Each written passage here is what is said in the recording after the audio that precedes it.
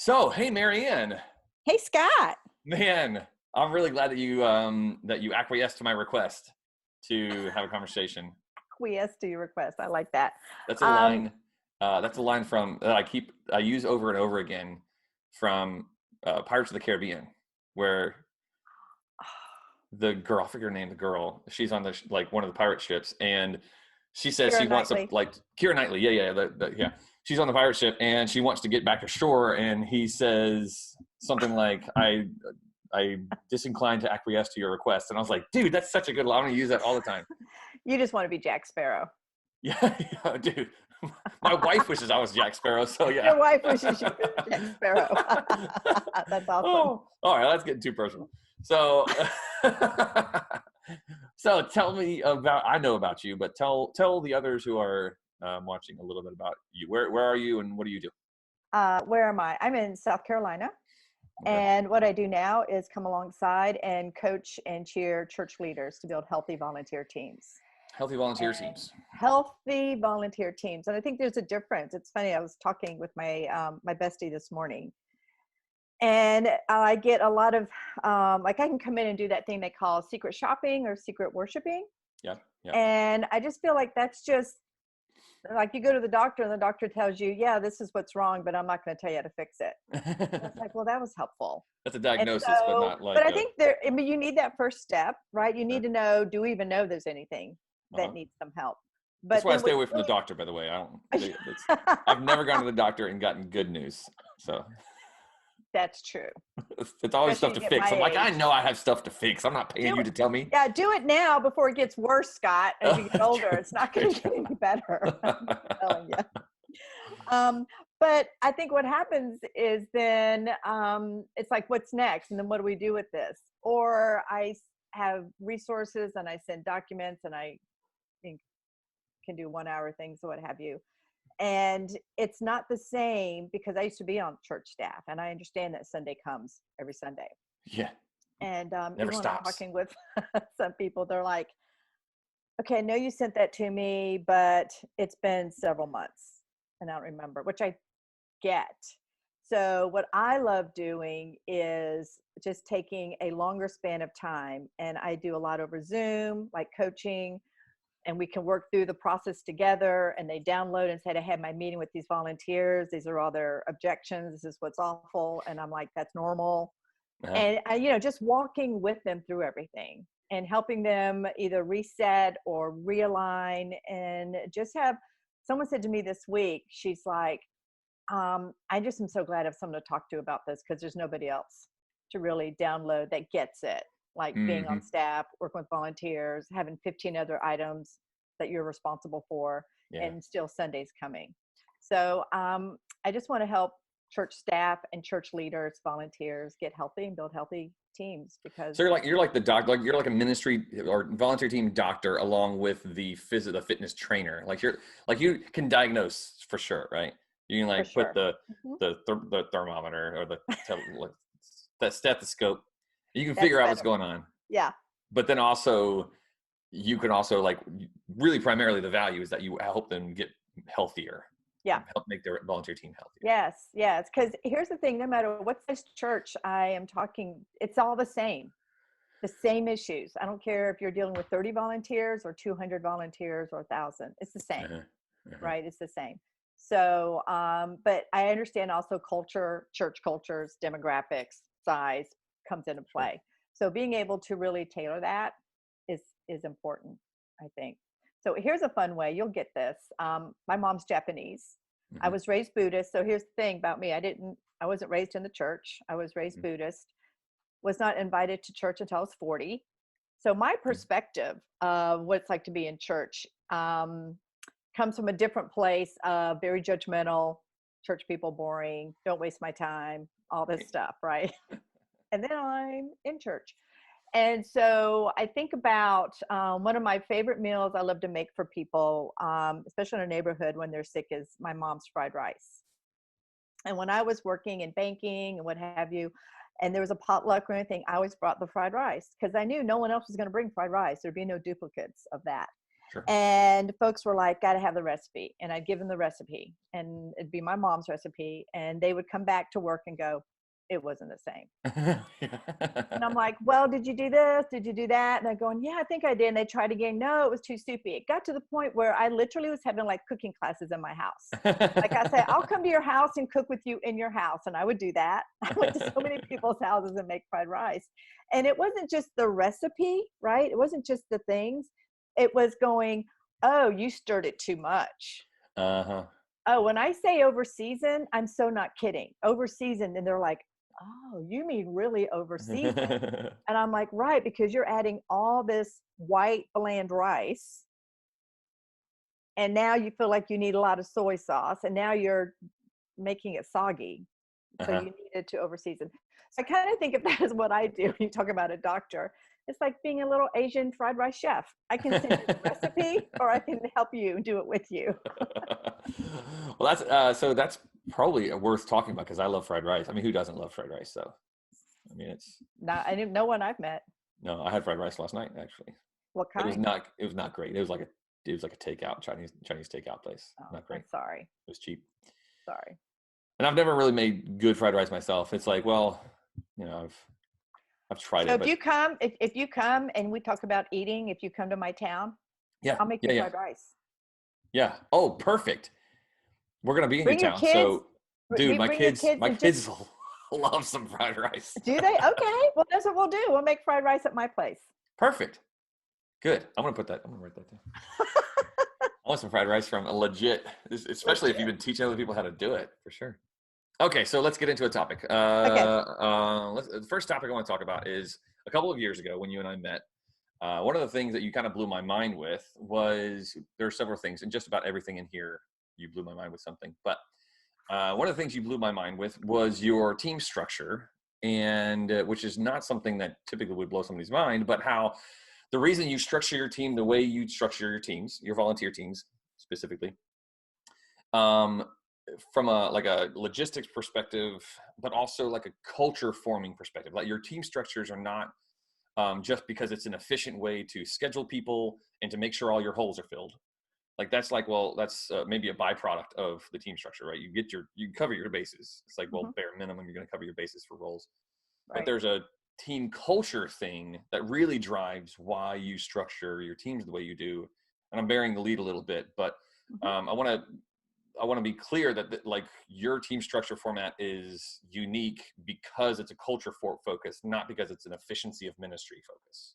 Right. In fact, I would even say that you're probably giving up a little bit of efficiency in the way you structure your teams and the way that you like, because one of the things you said, you don't use volunteer scheduling software, which I was like, what? You're like, how many people are on your teams and you don't use Planning Center or some No. other way of No. scheduling people and sending out reminders, and No. which like that's like if there was one piece of software, pardon me, if there was one, it's a good thing you're not like right in front of me because you would have just gotten drenched. If there is one piece of software that every volunteer team leader was like, I can't do without this one piece, I could like get rid of everything else, but the one piece I can't do without is a Mm-hmm. volunteer scheduling tool like Mm-hmm. Planning Center, and you don't even use it for your big old teams. Mm-hmm. So what's going on? Why? So, so this came from going from a volunteer team when I was on staff of about 30 people, and it grew to 200, and something needed to change. And through the 200 to 300, we kept tweaking it, and it continues to, it grew to a volunteer base of over 1,000. And Still no scheduling tool. no, Right. no. So here are my 3 filters. So God is so good because initially it was about efficiency. Like initially it was like, this is crazy. Scheduling is the work of the enemy. I am convinced. Like, because I talked to someone the other day and she was like, I am so frustrated and tired of thinking who's going to be here this weekend, who's going to be there, and where they're going to be there. And I'm like, and there's no margin for ministry. None.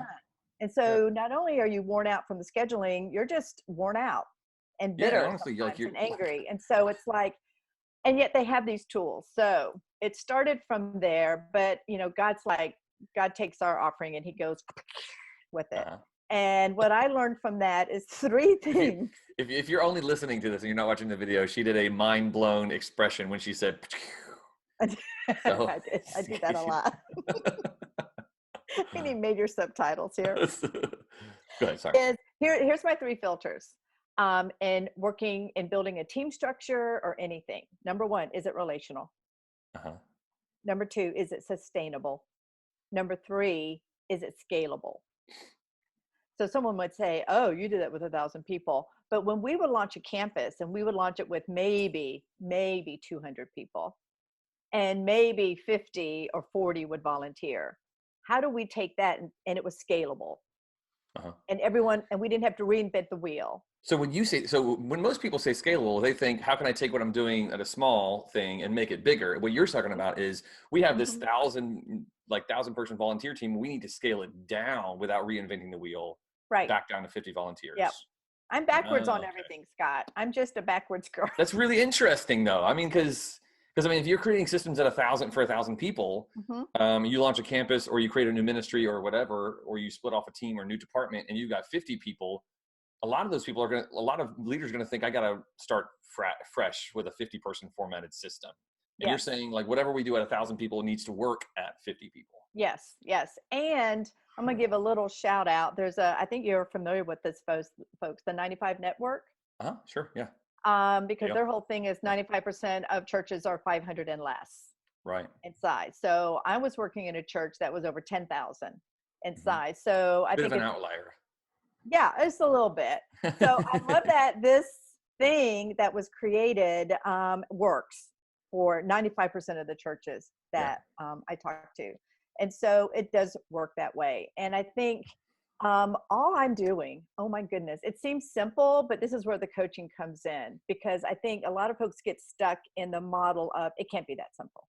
It can't be that simple. Like they keep going back to what they used to know, right? And so that's the struggle to get them to kind of like stay in it, like stay in the boat.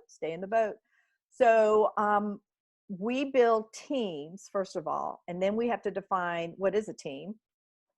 Because a lot of people I talk to will refer to them having a team, but they don't have a team because they're just pools of people. Yeah. So you mean something other by a team? You mean something other than a pool of people? I guess. Yeah, there's a big difference. In my book, like I have heard people like, oh, there's these 5-6 people, but they're not a team. They don't know one another. They don't look across the thing and know what Joe's doing and how Sally's doing. And like, we're not a team. We don't understand her strength is over there. My strength is over here. Like, you think of a sports team, everyone's got their lane, everyone's got their strength, everybody knows, and we're on the same team. So that is a huge concept to work through. First of all, what does a team look like at your church? But then every team needs a leader, a coach, someone's got to lead that team. Right. And so then the whole talk comes into building team leaders to lead those teams. And when we in our church staffs and church leaders can let go and let our volunteers and leaders actually do the things they're called to do in the church, that's when really big, great things happen. Because God's now multiplied his efforts through 50 people versus one who was burnt out. Sure, of course. Right? Yeah. So the team structure of saying, okay, this is going to be your team. I'm on this green greeter team. And John is my leader and Sue is my leader. And this is who we are. When we show up, we know we know everyone on the team. We know what time we're coming in. We know on the calendar that these are the 6 times we're serving for the rest of the year. No one has to schedule me. No one has to. Now my leader will be checking up with me, but the staff person has picked the right leader. So I don't need to micromanage my leaders either. Okay. So let's see if I can restate this in a way that make sure I understand it correctly. Is you have a department or your ministry area, we'll say instead of team. So your ministry area would be, let's say, greeters, because that's primarily where you worked in, right? But this same kind of thing works in children's ministry and in ushers or in worship or whatever. It's a concept that is not just for first impressions, I imagine, I assume. So let's clarify. For me, my team of first impressions included from the parking lot, serving coffee. We served meals, we greeted, we guided, we had a welcome team, we did the ushering inside. Uh-huh. So we were basically the people moving and getting them to the different places. Children's ministry is a completely different area. I wasn't over children's ministry, but we Uh-huh. were able to do some things like, well, we had service leaders and we had directors that were owning zones. And so they would come and say, wow, we're able to take what you're doing in pieces and apply it so we can kind of spread out the load in our area as well. Right. Okay.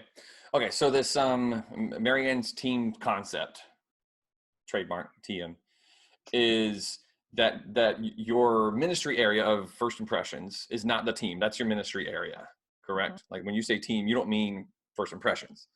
Right. When you say team, so also when you say team, you don't necessarily mean the coffee team or the usher team. When you say team, you mean everyone that is serving this Sunday is a team. Is that correct? Yep. Yep. Okay. Yep. So when you break it into red team, green team, blue team, yellow team, Mm-hmm. your red team is serving all together, and within that red team is all together on a Sunday morning. You have the coffee people, the usher Mm-hmm. people, the parking people, the door opener people. Yep. Correct. What do you call Correct. those individual groups of people inside of your team? So that would be the usher team, the greeter, Okay. parking, we call them roadies. Common grounds was coffee. Gathering place also served BHQ or Volunteer Central. We'll talk about Okay. that a little bit more, but they also served our guests breakfast and such. Okay. And so I would have medical team, like, so we would have all those individual areas of posts per se. But what was really cool, here's one of the things, is we have got to crush church silos in ministry. First of all, not competing between churches, but even within the walls of our church on a Sunday, I hear too much of the us and them. Yeah. Right. So like the ushers, they do their thing, but they're not part of us out here in the atrium. Mm-hmm. And I look at it from a standpoint of not only first time guests, but anyone coming to church.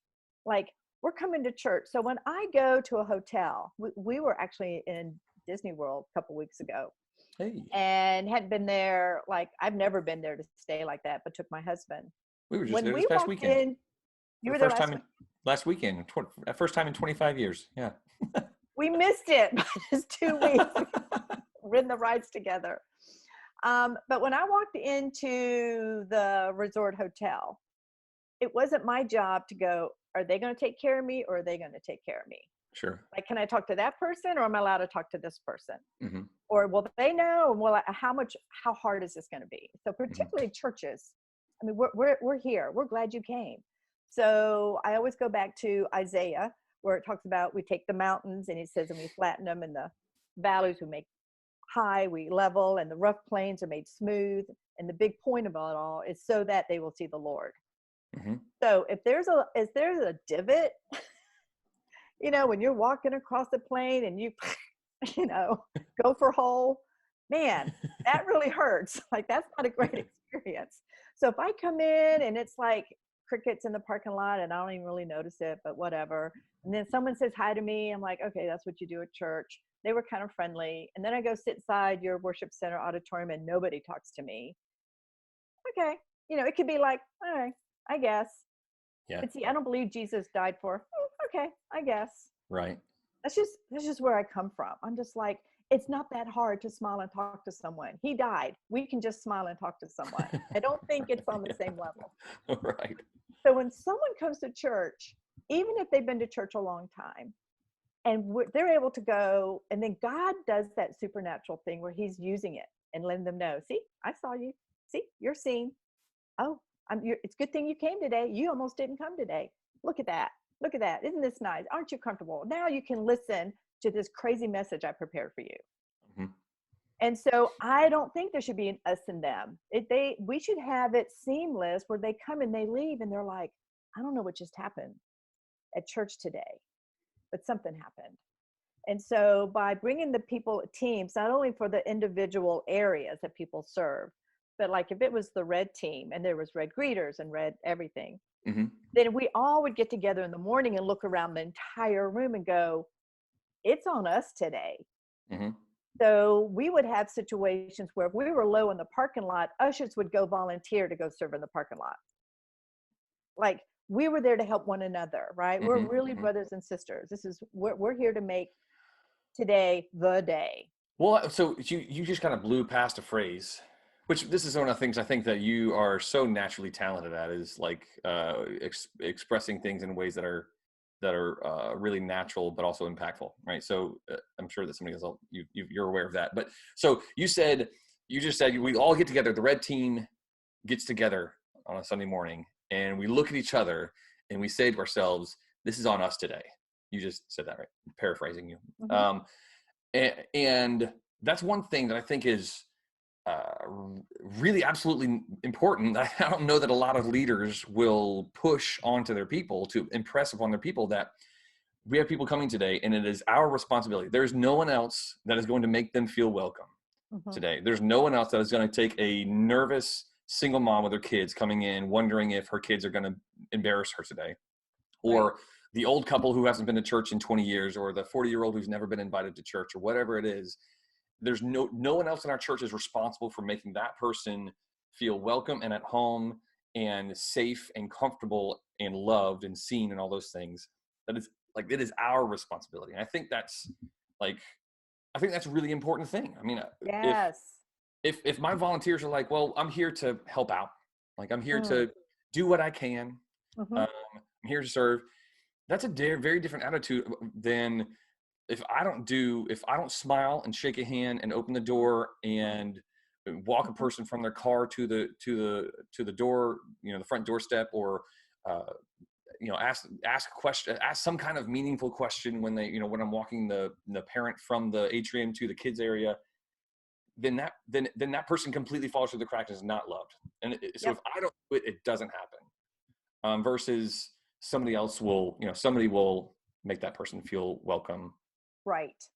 And Well, that's where common language comes into play. That's where huddle comes into play, because our teams, we call it own the day, and it's a long day, but you only do it once every 4 weeks. So you have 3 weeks to rest and come to church whenever you want. But when you're there, but we still have to remind one another why we're there. And I think a lot of times we get very caught up in saying very church language of like, we're going to serve the Lord today. Correct. yeah. But how does that really apply to me right now? How can I, as a leader, communicate to my volunteers coming in what that really looks like? So there's fun things we do, there's meaningful things we do, and there's things that we say, okay, 9-foot radius, 9-foot radius today, meaning 9-foot radius around you. That's yours. That's yours. But then we also say meet a need, see a need, meet a need. Well, what's a need? So we have to talk about what the needs look like Uh-huh. hands-free serving. What does that look like? And so when we look at one another and someone's caught up and they don't have margin for 9 feet, I know that I can do the most loving thing and go help serve them. Hmm. So we always say, what's the most loving thing to do? Do that. What's the Hmm. most loving thing? I've got rules, we've got guidelines, we've got posts, but the most loving thing to do is to leave your post and go walk with someone or pray with someone. Do that. Do Yeah. that. So within all that context is that when you're empowering your leaders, you're empowering your volunteers. And the other thing is, this is your church too, something you were just saying. Like, Hmm. I've learned, because again, I didn't grow up in church, but I look and it's amazing because they think they take it and they take their church sometimes and put it in the category it belongs somehow to the pastor, Yeah. or we're Hmm. only the pastor or the elders or certain leaders are allowed Hmm. certain things. And I'm like, this is your church. You have an opportunity that somebody is coming today. Hmm. What if it was your somebody? And so we get real personal a lot of times. And this is like, I talk and teach about rhythms of training and encouragement, everyone's timeline, how often, what do you do, how often do you do, based on all the volunteers, some of the volunteers, all the leaders, a few key leaders. But through that, there's got to be a thread that continues to be the same message, so we're all on the same page, Hmm. right? Hmm. And so I think that's where huddle comes in. That's where debrief comes in at the end of the day. And people start hearing the stories of that person impacted and they thought they were the least likely. Here's the other part: not only impact the people coming to church, but that they were impacted. Like that's my other big thing is that we look at our volunteers to help us further the mission of our church, the mission, what have you. And I'm like, that's cool, but the people are the mission. Like the people that you're looking at to go and say, we need 5 people to go stand here so that we can further our mission and help people see Jesus. And I also say those 5 people are also the mission. Like, why would we neglect those 5 people who said yes to show up today to greet, and we're not doing anything intentional to let them know that they are being discipled and poured into, and we expect to see God work through them, and we want to hear what they heard today, what they saw today, because it's a discipleship opportunity that we are just neglecting. Like it's not reserved just for small group and Bible study. Okay, so wonderful. Okay, so I told you, or I think I showed you or teased you. I think I got your feedback or whatever on the lead up framework that I teach through when I work with leaders in all different ministry areas. And one of those areas is well, there's 5 different areas of ministry health that I have identified that are markers of ministry health. One of those things is that people would be growing in faith as part of your ministry team. Like if you have volunteers, you have 50 volunteers, that one of the marks of a healthy or thriving ministry team is that your people are also growing in their faith, like growing in excellence, doing a great job with that. They are prepared. That's a marker of health. They are connected to one another. That's a marker of health. But if your people are doing all these things, but they are personally not growing in their faith in some way because of their interaction or being a part of your ministry team, then there's an area of your ministry team that's not healthy. I mean, this is ministry. And so these people are, like you're saying, these people are the mission as much as they are serving to further the mission. Right.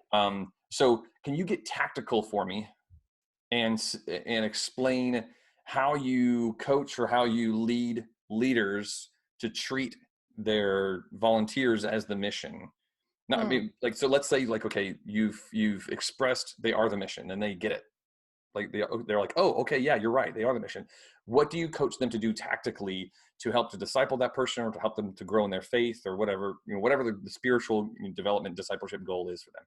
Yes. Okay. So this starts from identifying who your leaders are, first of all. Sure. And so this came years of trying to figure out who are the leaders? Why are those leaders really impacting and discipling and doing the things? Mm-hmm. And so as a really first glance, we would say, we want to look for people who are approachable and coachable. My brain only can work so hard. So that's easy to remember. Mm-hmm. So that helps me say, wow, that person is well liked. Anyone can go up and talk to them, whether it's a child or the pastor, they're just that approachable guy or gal. The other part is, are they coachable? And that's where this really comes into play.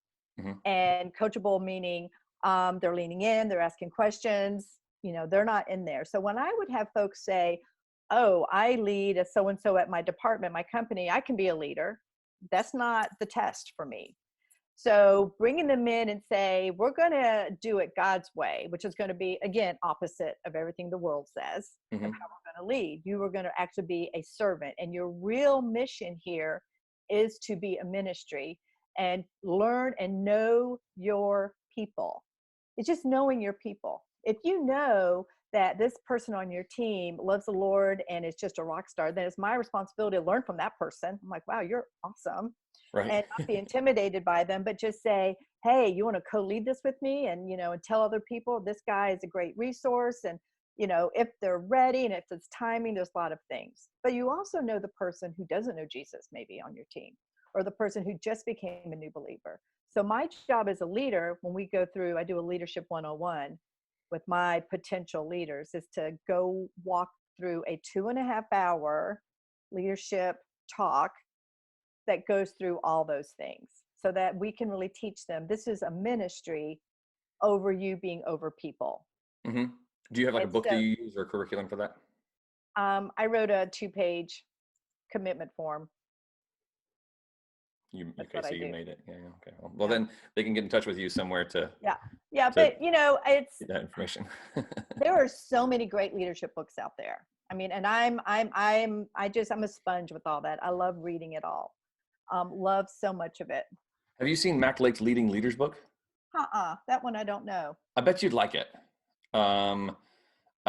He is leadership pipeline guy, and so this is a book for that you as a department leader, department head would give to and walk through with a team leader or a coach, maybe, Mm-hmm. depending on how your team is structured. But it's a guide to how to lead leaders. I can read this. Developing the character and competency to lead leaders is the tagline. Anyway, Mm. so I figured that might be Ooh. helpful. Yeah, yeah, yeah.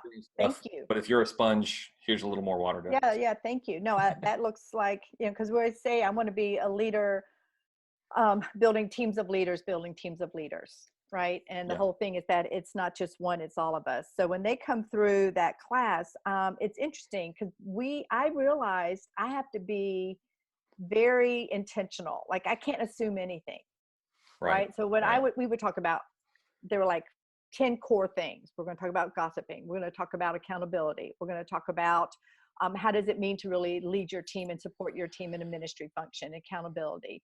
And Mm-hmm. what does it look like if someone doesn't show up on your team? You follow up with them, not because you want to beat them up. They weren't there because maybe something happened and we're going to be the stopgap. We're going to build relationships. Mm-hmm. So it's really teaching them to, in that responsibility of leading the team with some of the logistics, that their ultimate goal is to shepherd them and pastor them and know that they matter and they care, that you care for them.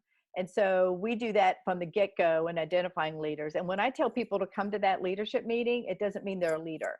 I say, come here first and then decide. Mm-hmm.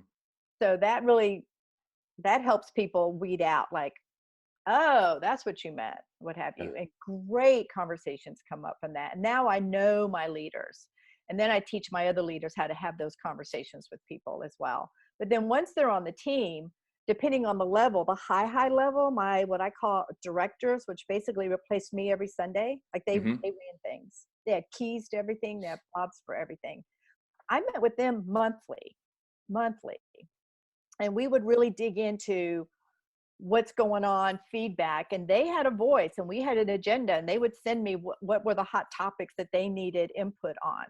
And there's nothing like getting a group of those leaders around a table, face to face, not Zoom, as they all lean in and go, I was thinking the same thing, or I'm struggling, and they are teaching one another, not me. Right. So when I get out of the way of all that, and that's when they start owning that that's their church and how they have way more better ideas than I do. And I just sit and listen and facilitate. So if I Yeah. zone out, it's because I'm learning. I'm like listening and learning, and I'm like, oh yeah, I'm supposed to be hosting this. I'm supposed to be. I'm like trying to mentally take notes for that. Like, okay, so all right. So have you heard? Did you build your structure, your team structure and format with directors and team leaders and teams? Did you use or follow the leadership pipeline concept, or is this just like what worked for you and you kind of made it work from what you kind of built? This was trial and error. So you're not like, you didn't like go to some pipeline conference or read a pipeline book or whatever. Have you ever heard of leadership pipeline? I have now, but not back then. This was way back this was over 10 years ago. Oh yeah. Okay. Yeah. You wouldn't have, I think Yeah. even the original book was only written a couple of years, I like know. early 2000s. And that So was for here's the thing. Look, it's like when it comes to church stuff, because, I got an accounting degree. I was vice president in banking and commercial lending. I was lending millions of dollars, blah, blah, blah, chief financial officer for a high tech company. But church world was like, that's not attainable for me. Church is a completely different animal. But once I got like in it, I realized, wait, church is to be better, has to be obviously more biblical. And so I guess what I learned in terms of business and structure, but then God took it and we did a lot of trial and error. And the only reason the trial and error worked is that I just knew I couldn't do it by myself. And I brought key leaders in and put them around a table and kept saying, I don't know what to do next. But this is not good. What do you think? And so when I did that, I would have key leaders willing to try some things and go, well, MaryAnn, why don't we try this? And we would talk it out, like what was the worst that can happen? And then we would just do a beta testing and we would see, wow, this is good. Like this is better than we thought. And so that's really where that all stemmed from, is that. Now the other bigger picture of team concept I went to a conference or a one-day training oh gosh, this was way back when, to Mark Waltz's church, First Impressions. Mark Waltz, he wrote the book literally called First Impressions.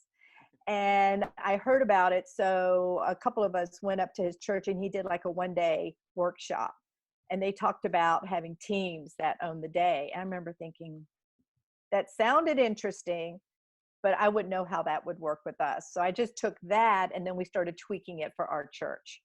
And so what came out, the fruit of that, is that you would have leaders that were, oh my goodness, just strong, amazing leaders that didn't realize that God was actually going to use them for something more than what they thought, and on their teams. And over time, I would, I had pastors in my church come to me and they would say, hey, so we're sitting around in our meetings and we're building this ministry, or we're trying to do this new thing and we're looking for leaders. And it occurred to us, they're all coming from your team. What are you doing? And that I never really thought about it. I just went, oh, they are? I said, I know I have great leaders. I know I have amazing people. But my goal wasn't to build this amazing leadership team for my ministry. The goal was like, how do we honor people coming here in church and using their gifts? And if God sends them to Uganda to use it, then so much the better. So you definitely took what you learned from that workshop or conference or whatever, and you modified it to yourself. But the way that it's structured is almost identical to what a lot of churches are. The formal structure of leadership pipeline. A lot of churches are spending tens of thousands of dollars for people, and even to the point of like there are churches and plenty of churches, of course larger ones, that are hiring like dedicated staff person to lead and manage the leadership pipeline of their church.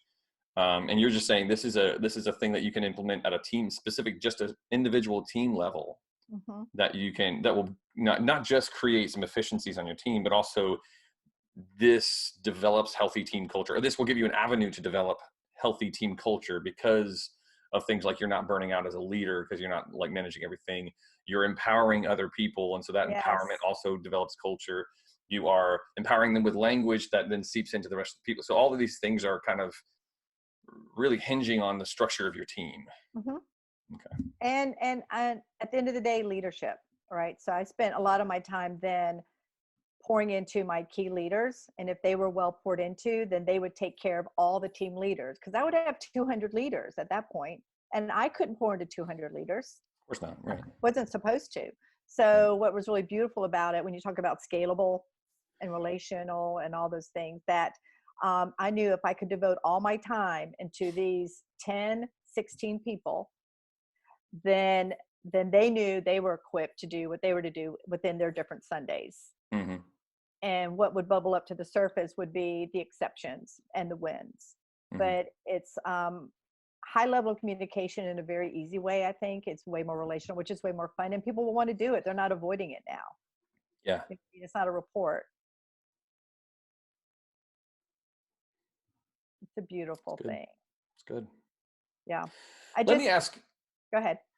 I was going to shift topics altogether. Yeah, go ahead. Do it. Okay. Let's talk about weekly communication. Okay. A little tactical again. I assume that you would communicate midweek with people who would be serving that Sunday. Mm-hmm. Correct? Indirectly.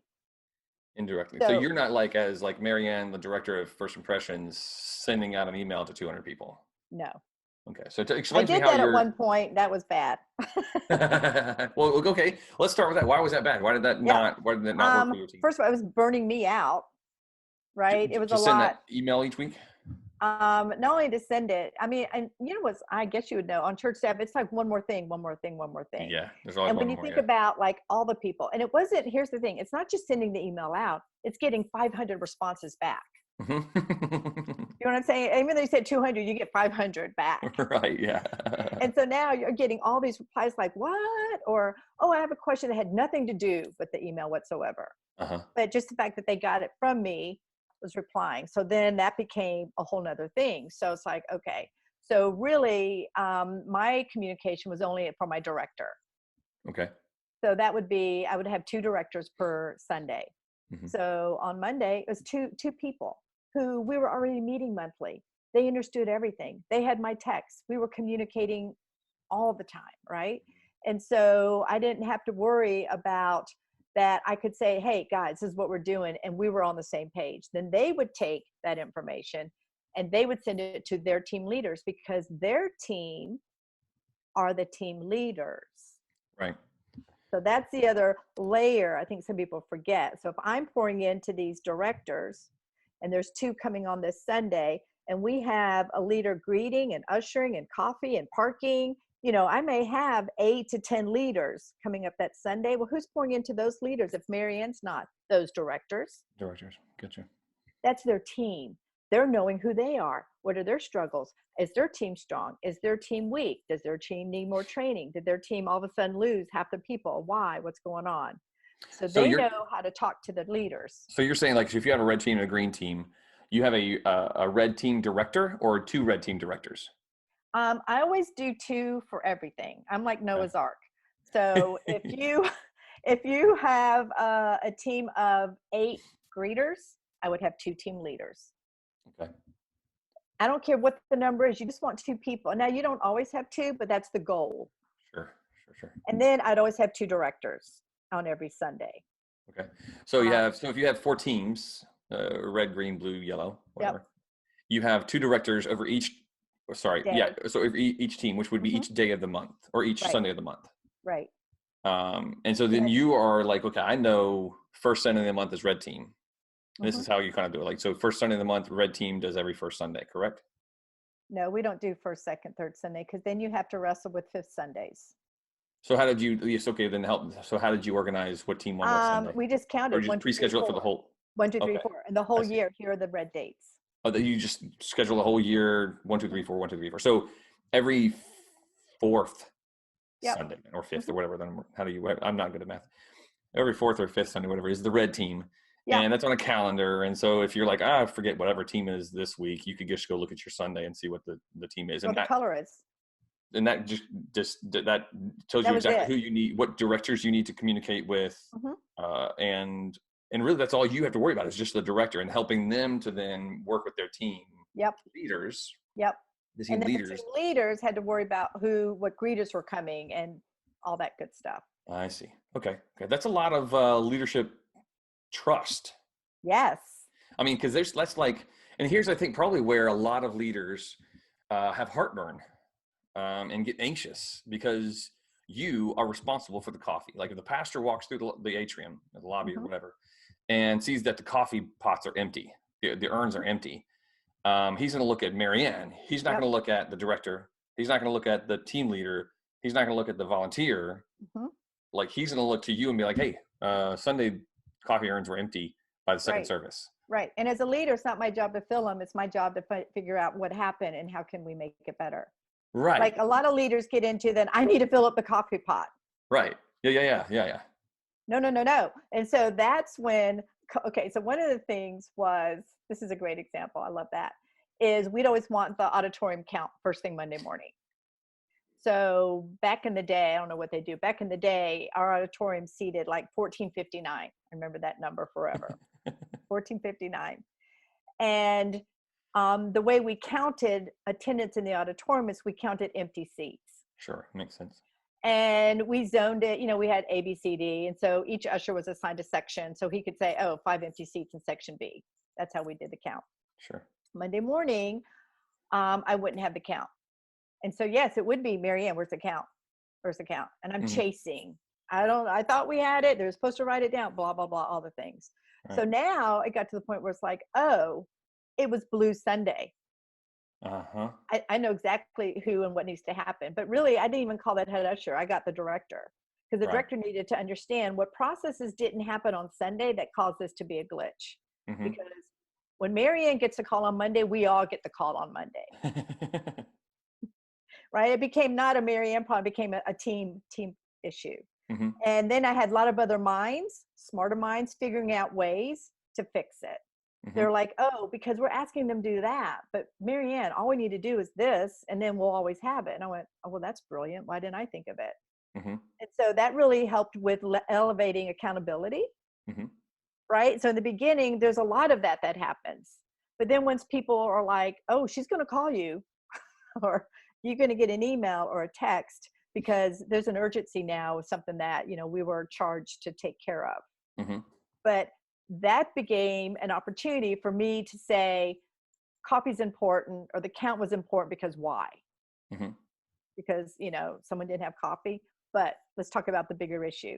Let's talk about, you know, do we not know that the leader wasn't there and they were ministering to someone in the back, and so coffee got dropped? You know what I'm saying? Like, there's all Yeah. the whys behind the whats. And a lot of we were trying to measure in churches, like, you want to put numbers and measure. It's like, you can't celebrate what you can't measure, right? You Uh-huh. want growth. So what are the numbers? Are we increasing or decreasing? And a lot of it is, but why are the numbers doing that? Now, this comes into play with my when I would give loans to customers and I would do Mm-hmm. financial forecasts. And I knew they would have a good season and slow seasons, but I knew why. It's because every year in February, sales dipped.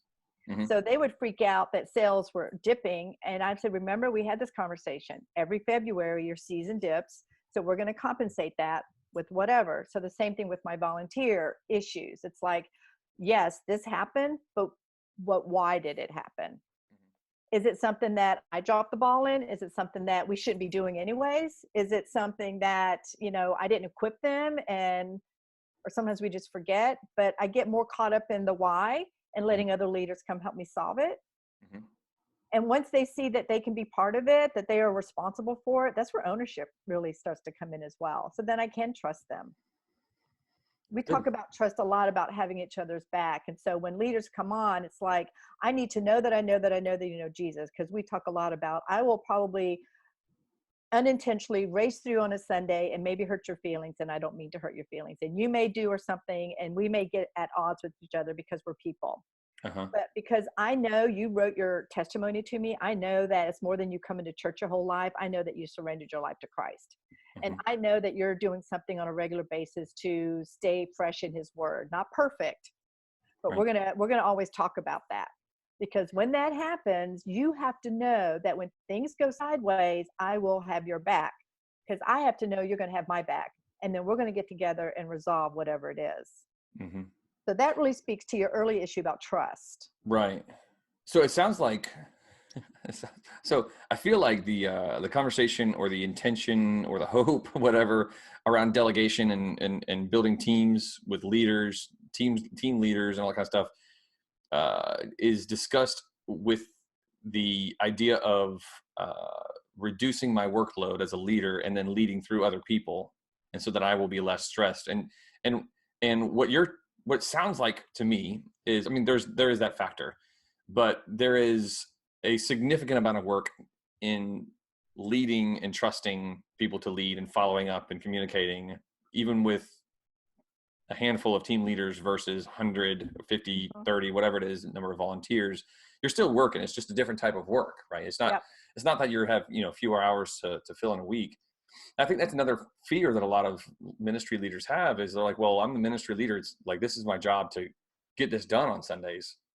And if I hand this off to the team leaders, then What would I what do? do I do? And then kind of, how do I justify my job Yes. as a full-time or part-time or whatever it is job in my ministry Yes. area? And part of how I justify getting like paid every week is that I do the ministry, and I do the ministry through my direct relationship my directing the volunteers.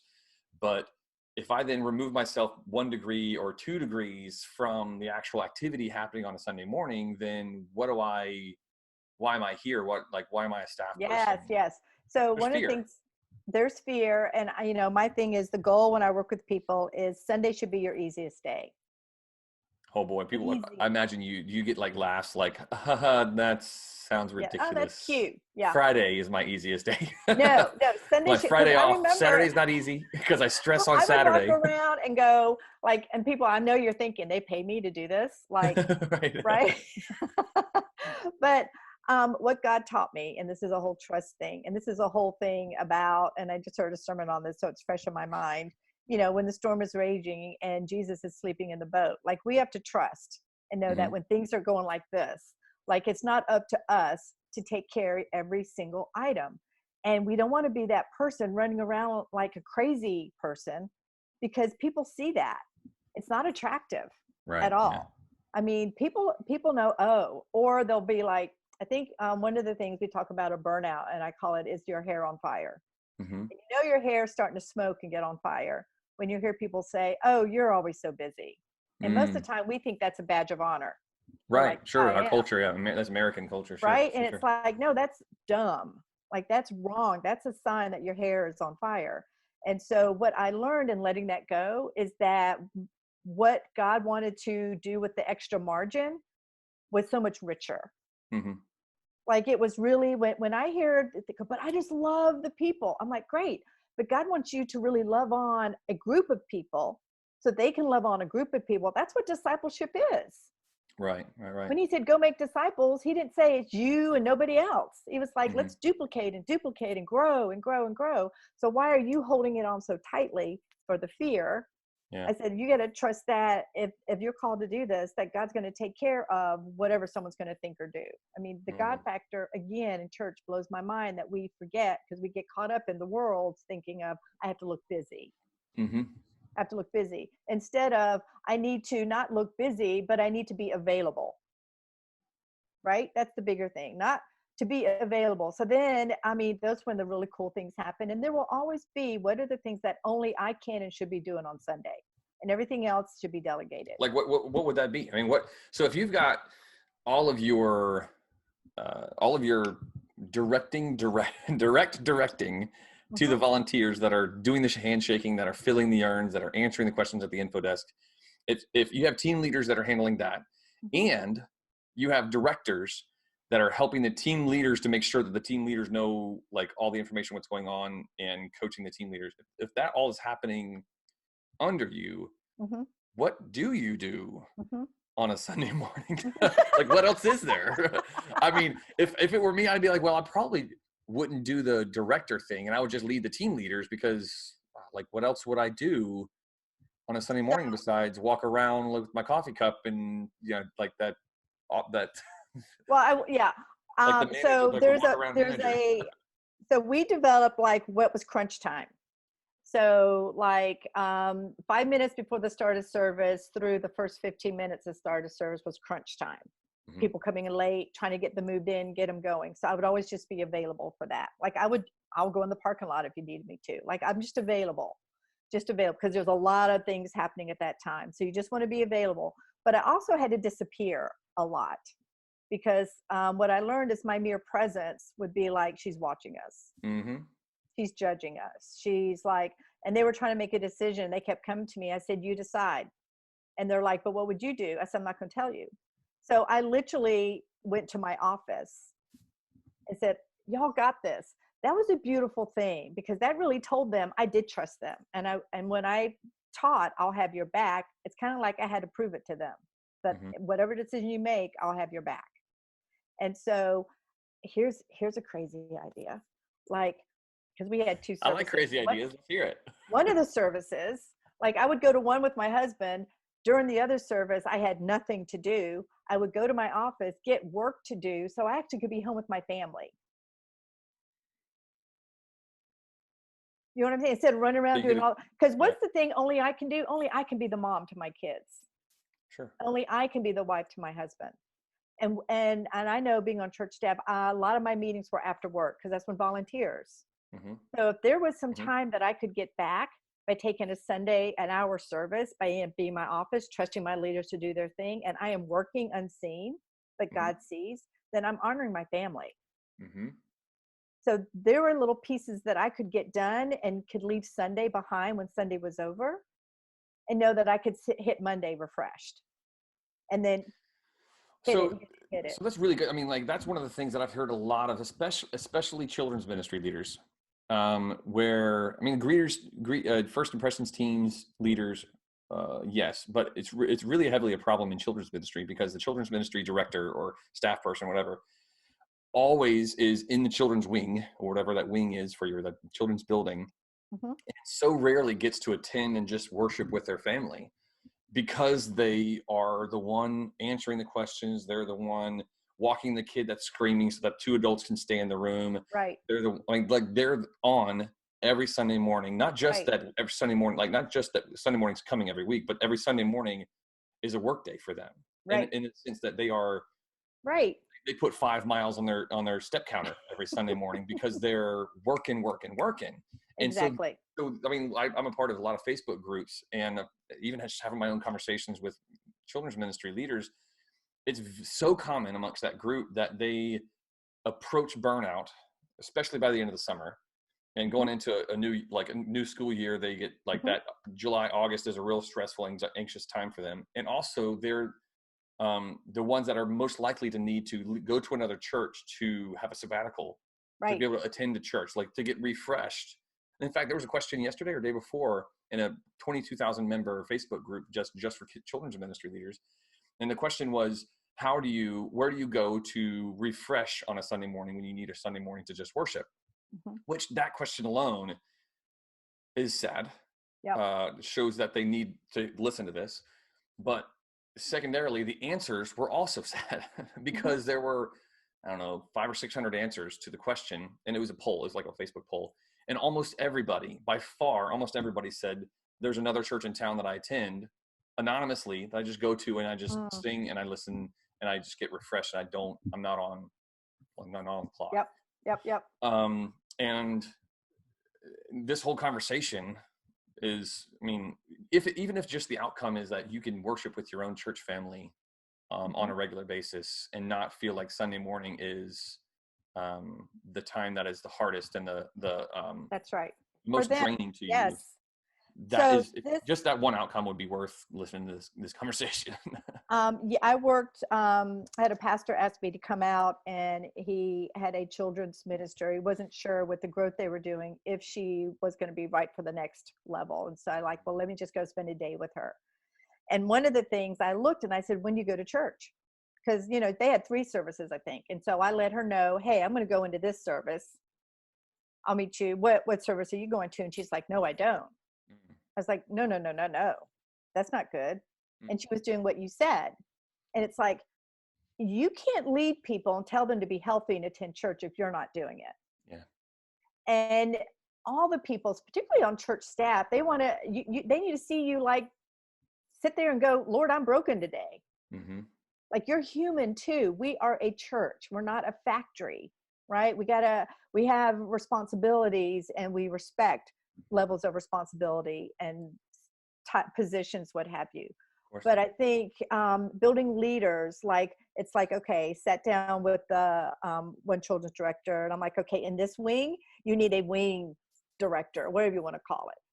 And their responsibility is just to walk the halls and make sure how the room's doing, how the leaders are in there. Oh, just the runner, whatever you want to call them. But they're a high capacity leader. And then you need someone in that wing, preschool, elementary. And so then you just only have 3 people after the service to go, we're good, we had a great morning, or, whatever's happening. You can't be in 3 wings. That's crazy. That's unhealthy. And it's like burnout. Like, I look at these children's ministry directors, they're looking at me like, it's crazy. And I really can speak to children's ministry from the standpoint, my husband serves in children's ministry. And he has a big job in the real world. But when he goes to church on Sunday and he's in charge of his wing of preschoolers, man, he owns it. And he makes sure what's the count in every room. And he makes sure that everyone's doing okay. And he makes sure that if there was a 911, that he had the full roster, not a staff person, not the director. And so I agree with you. It's like, this again is empowering and building up leaders in that ministry as well. Because there's things that only that children's ministry can do, but you can't even do your job on Monday if you're burnt out. Yep. Okay, so we're coming up against oh no, we just passed an hour on conversation. So we got to 2 of the 5 things I wanted to get to, but that's fine. That's totally okay. Thank you so much. You're welcome, Scott. I mean, when you said, hey, you want to talk, this is my heart, right? I could talk about this all day. So this just means that we have to have another conversation. Okay. I have to have you have if we call. have to. And we'll talk about the other 3 things were like, I asked the question about weekly communication, and we went back into like a deeper dive back into what the team leaders do, not on Sundays. or the directors, your directors do one out on Sundays. So we need to get back into weekly communication, volunteer central room. I have a burning question of whether you do, I guess you do a volunteer huddle room. What do you do on Sunday mornings before service? What does that look like? Team language vocabulary, which is one thing I really love about how you lead, but we'll get to that in another conversation. Okay. And we'll just call it a day for now.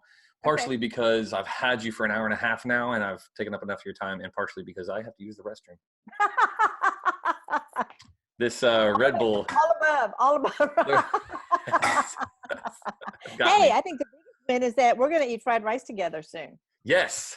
I'm so excited about that. That's April. When we're in Greenville, I will make sure. All right. Send me the dates. Yes, I will. I'm so excited about that. Me too. That's awesome, Scott. Have a great day.